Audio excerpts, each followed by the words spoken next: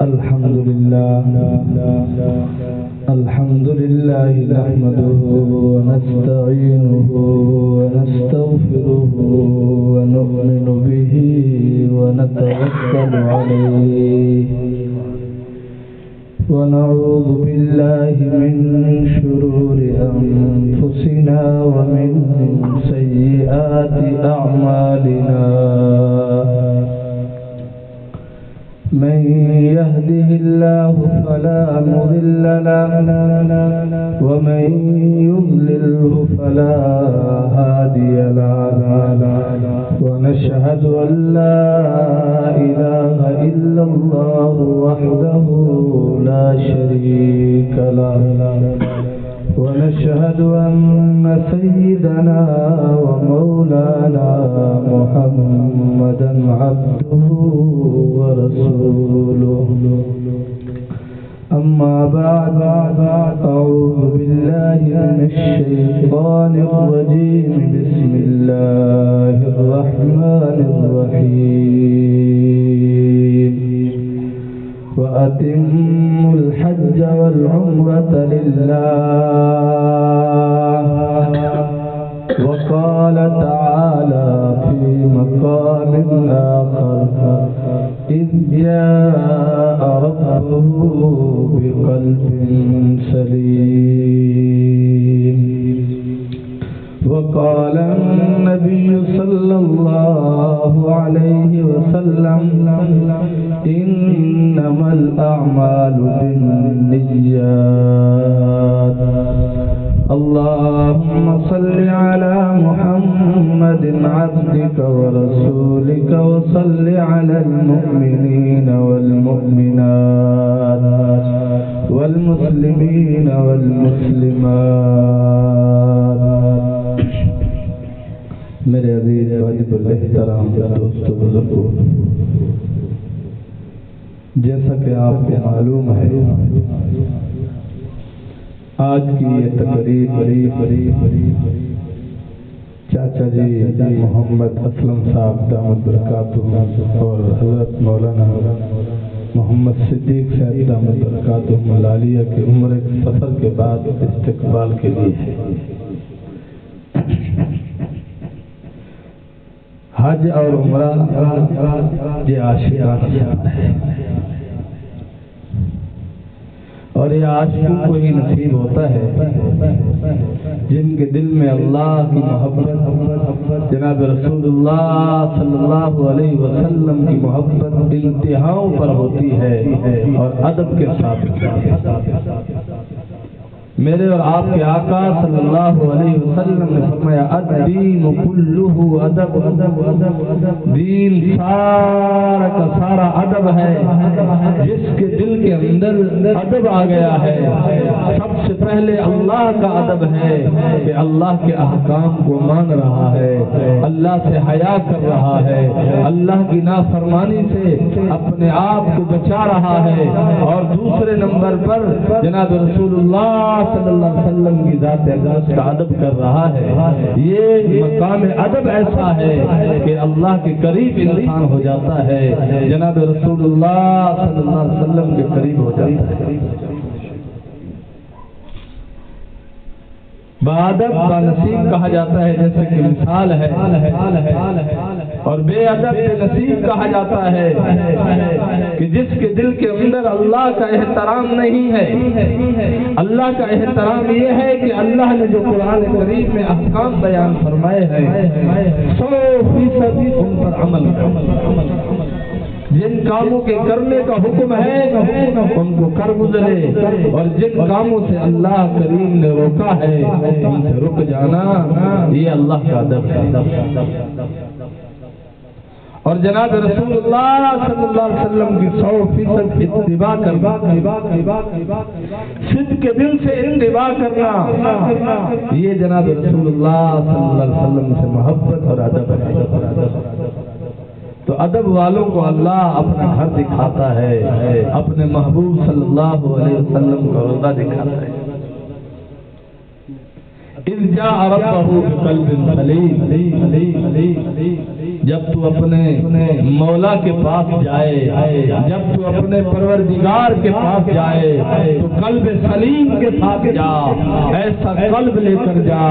جس کے کسی کونے میں رتی برابر شرک نہ ہو، ایسا قلب اللہ کے پاس لے کر جا جس میں رتی برابر کہیں کفر نہ ہو، رتی برابر کہیں نفاق نہ ہو۔ اس لیے آقا علیہ السلام نے دعا سکھائی ہے، اللہم طہر قلبی من الشرک، اللہم طہر قلبی من الکفر، اللہم طہر قلبی من النفاق۔ آقا علیہ السلام نے دعا سکھائی ہے کہ یا اللہ میرے قلب کو شرک سے پاک کر دے، میرے قلب کو کفر سے پاک کر دے، میرے قلب کو منافقت سے پاک کر دے۔ میرا دوست ایسا دل اللہ کے پاس لے کر جانا ہے۔ جناب ابراہیم علیہ السلام کے متعلق یہ آیت ہے، اذ جاء ربہ بقلب سلیم، جیسے جناب ابراہیم علیہ السلام اللہ کے حضور قلب سلیم کے ساتھ گئے ہیں، ہمیں بھی ویسے اور اپنے دل کو بغض، کینہ، حسد، یہ بیماری ختم کر کے اللہ کے پاس جانا ہے۔ میرے پیر مرشد شاہ جلیل احمد اخون صاحب دامت برکاتہم العالیہ بڑی پیاری بات فرمایا کرتے ہیں، فرماتے ہیں جو دنیا میں اپنے قلب کی اصلاح کرتا ہے، دنیا میں اپنے قلب کی صفائی کرتا ہے، کسی اللہ والے کے زیر سایہ رہ کر اپنی اصلاح کرواتا ہے، بغض، کینہ، حسد اور دنیا کی جتنے بھی قلب کے متعلق امراض ہیں ان سے نجات پانے کے لیے اہل اللہ سے اصلاح لیتا ہے، یہ ایسا بندہ ہے جب اس کی دنیا والی آنکھ بند ہوگی تو سیدھا جنت میں جائے گا،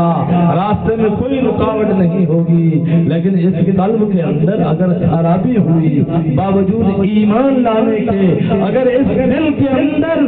کفر، شرک اور نفاق کے علاوہ بغض، کینہ، حسد کی بیماری ہوئی، کسی مسلمان سے عداوت کی بیماری ہوئی اور اللہ کو ناراض کرتا رہا، یہ ایسے امراض ہیں میرا دوست، اگر دنیا میں ان امراض کو ختم نہ کرایا تو پھر کل قیامت کے دن اللہ ایمان والے وہ جنہوں نے اپنے قلب کی اصلاح نہ کرائی ان کو پہلے جہنم میں ڈالا جائے گا، اور جہنم میں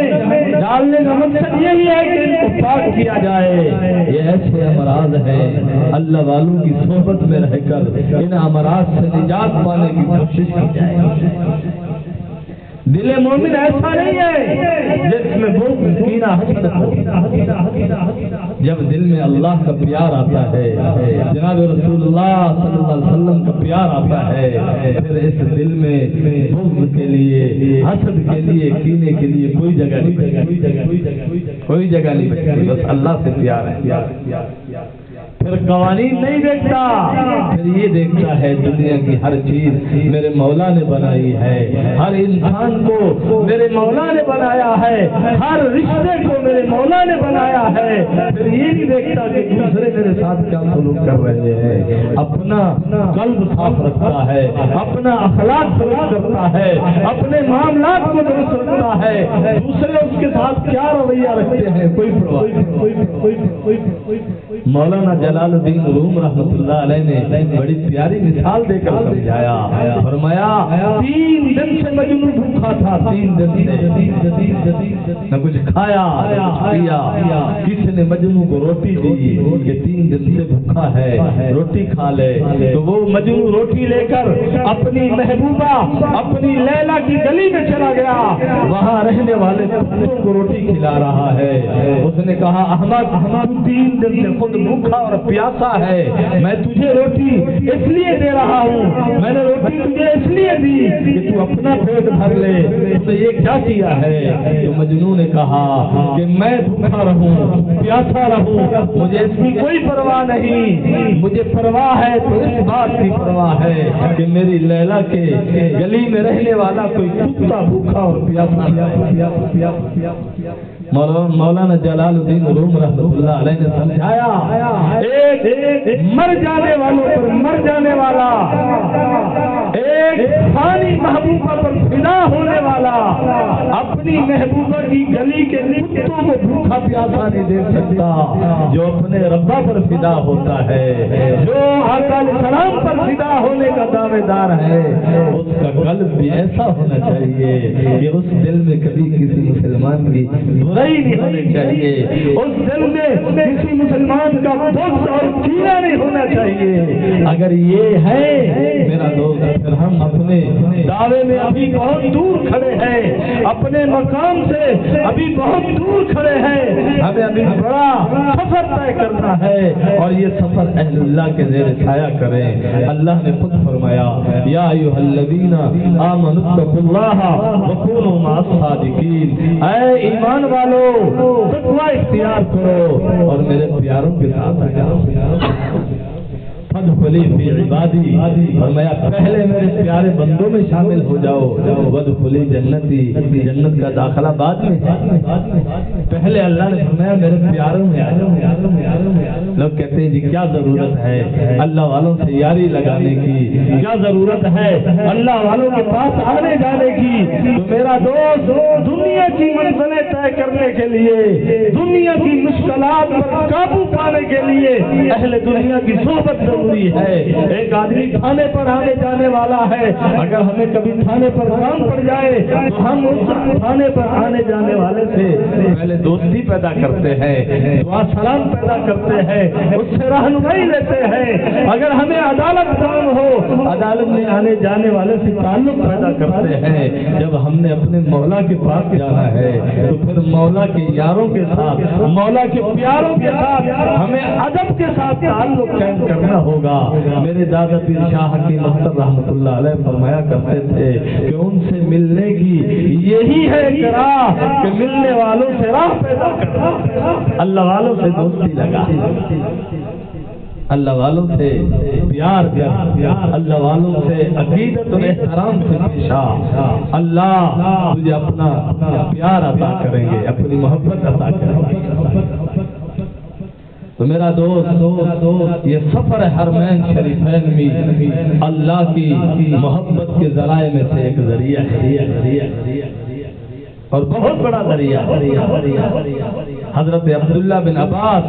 اور حضرت عبداللہ بن مسعود رضی اللہ عنہ سے حدیث ہے، میرے اور آپ کے آقا صلی اللہ علیہ وسلم نے ارشاد فرمایا پے در پے آپ حج عمرے کرو. یہ حج عمرے پے در پے کرنا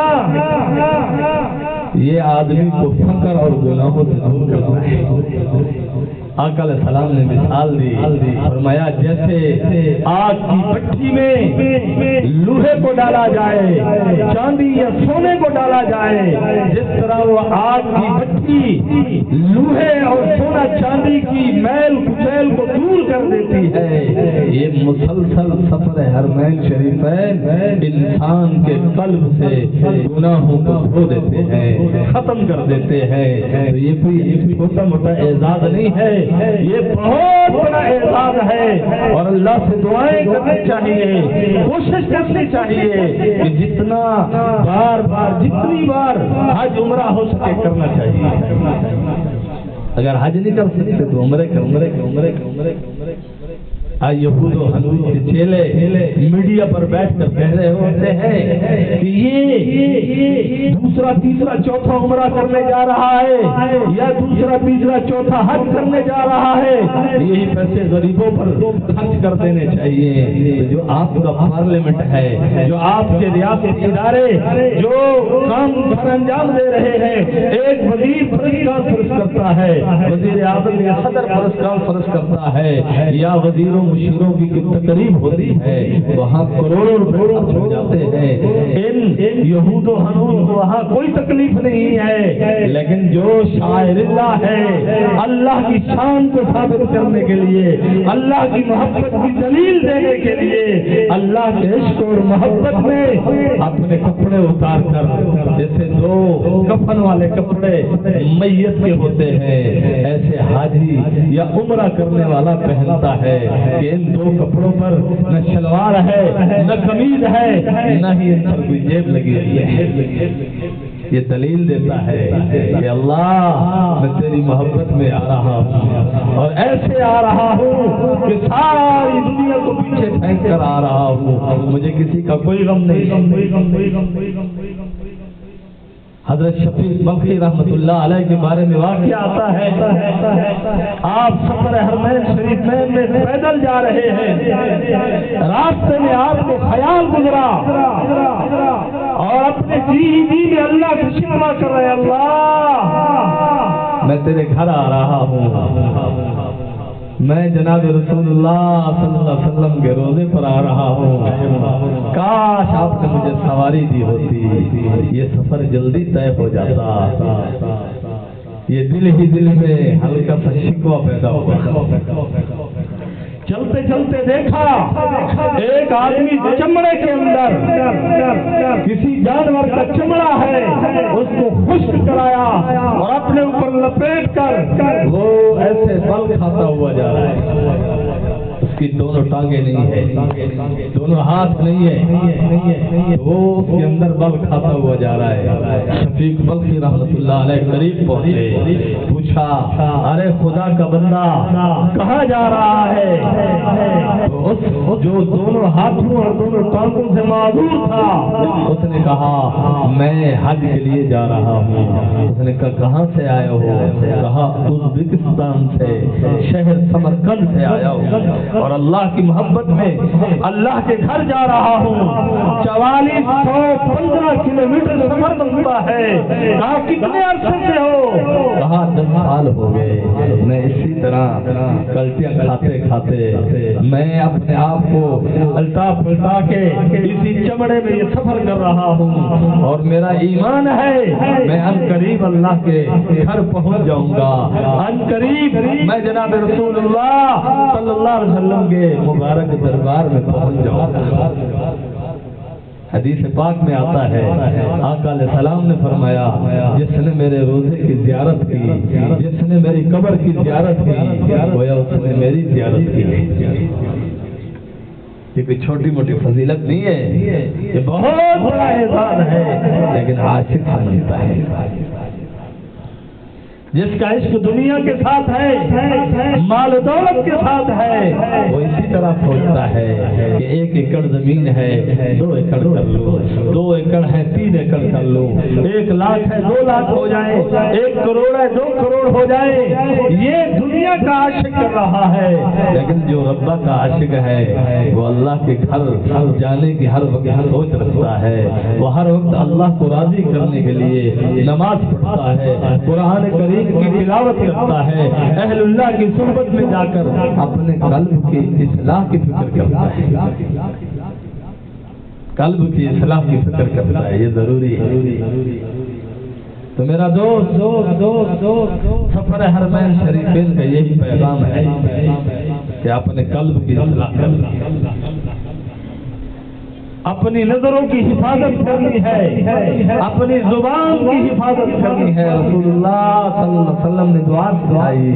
اللہم طہر لسانی من الکذب، اللہم طہر لسانی من اللغو، فضول بات نہیں کرنی اپنی زبان سے، اللہم طہر عینی من الخیانہ۔ آقا علیہ السلام نے دعائیں سکھائی ہے، میرا دوست دعاؤں کا اہتمام بھی کرنا چاہیے اور ہم سب کوشش کریں کہ آج کی مجلس کا یہی ہمیں پیغام ہے، ہم سب کوشش کریں، آج سے صدق کے دل سے کوشش کریں کہ پیسے جمع کرنا شروع کریں، اللہ کے گھر جانا ہے۔ کسی اللہ والے کے پاس ایک آدمی آیا، حضرت جی کوئی وظیفہ بتائیے، میں حج پر جانا چاہتا ہوں۔ اللہ والے نے کہا ایک تھیلی بنا لیجیے، اسے گھر میں کسی جگہ اونچی جگہ پر لٹکا دیجیے، روزانہ جو آپ پیسے کماتے ہو اس میں سے کچھ حصہ اس تھیلی میں ڈالتے جائیے۔ یہ ہے حج عمرے کا وظیفہ، یہ ہے حج عمرہ کرنے کا وظیفہ۔ تو پیسے جمع کرنے ہیں، اللہ کے گھر جانا ہے، حلال کے جمع کرنے ہیں، ان میں مشبوط یا حرام مال نہیں ہونا چاہیے۔ اللہ سے دعا ہے اللہ کریم مجھے اور آپ کو عمل کی توفیق عطا فرمائے۔ وآخر دعوانا الحمدللہ رب العالمین۔